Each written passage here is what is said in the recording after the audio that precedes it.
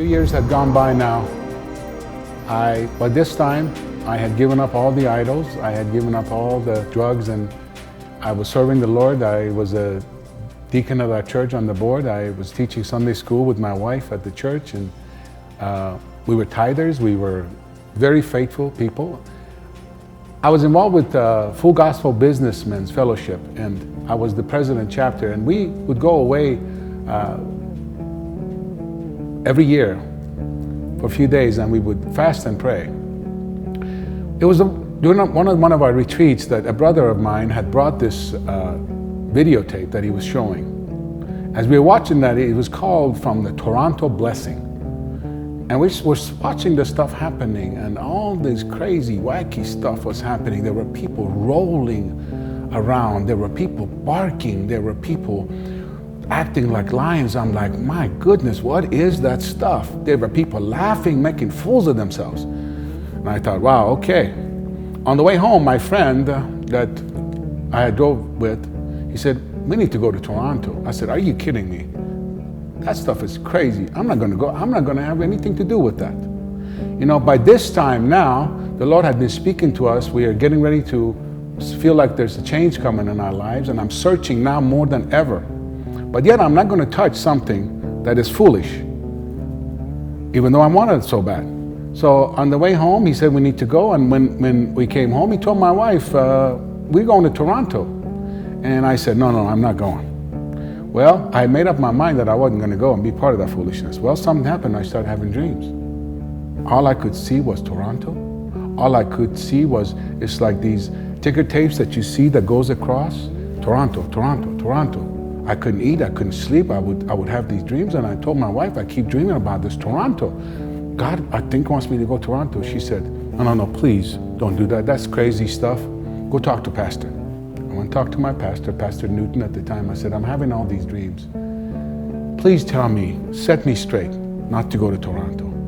Pastor said, I can't do that. It sounds to me like God wants you to go to Toronto. Well, I went home and told my wife that Pastor Newton said it was from God, that I should check it in. Well, my friend and I decided we were going to go to Toronto. We drove from Chicago to Detroit through a snowstorm, right up to Toronto.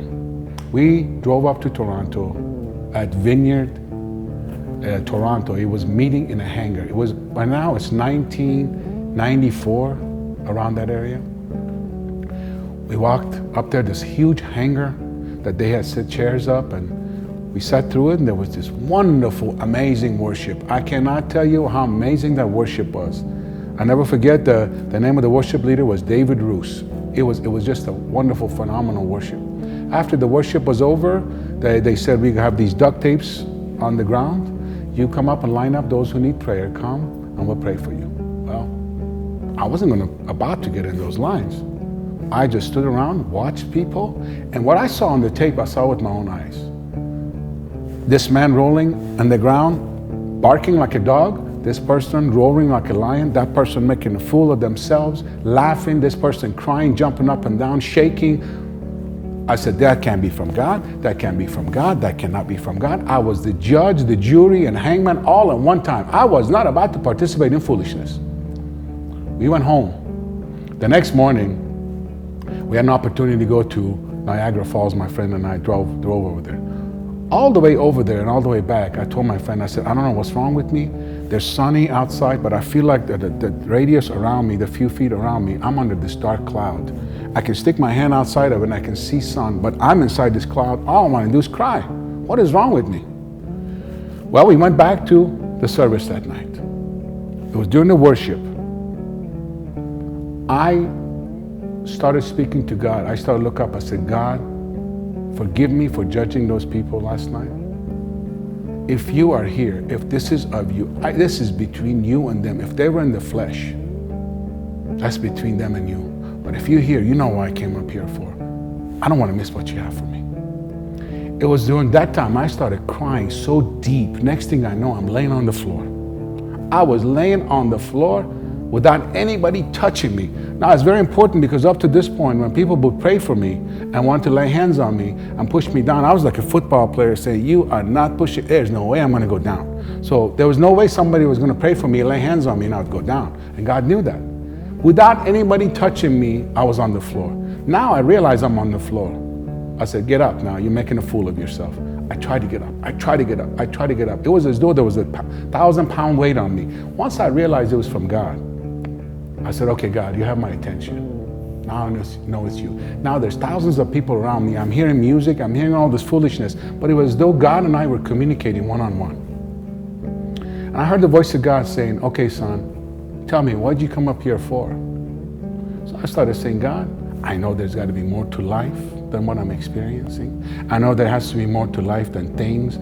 I want more of you. I'm tired of all this pressure I have with business. All the things that was bothering me, I started naming it. As I was mentioning those things that were bothering me, I saw literally, physically, the hand of God reaching inside of me from heaven, inside of my heart, and taking those things and throw them out one by one.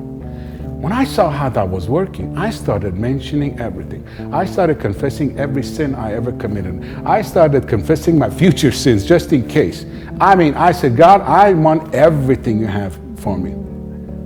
I was out in that experience for over 3 hours. Now I'm laying there, floating. I thought I had died and gone to heaven. I cannot explain that experience to you. You must experience it for yourself. It's not something you can even explain. As I'm laying there, I'm talking to God. I started to ask God, I said, God, you did all these wonderful things for me. You brought me up here. You did this for me. What do you want from me? This is what he said to me. He said, son, all I want from you is I want you to later and let me love you. I want to show you how much I love you. Because if you experience that love that I want to give to you, you'll never be the same.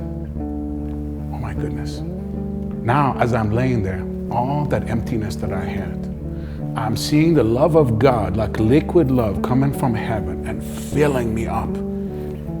I'm telling you, I said, God, if I'm dead, please let me be here. I don't want to go back. God, I cannot explain the feeling of that love.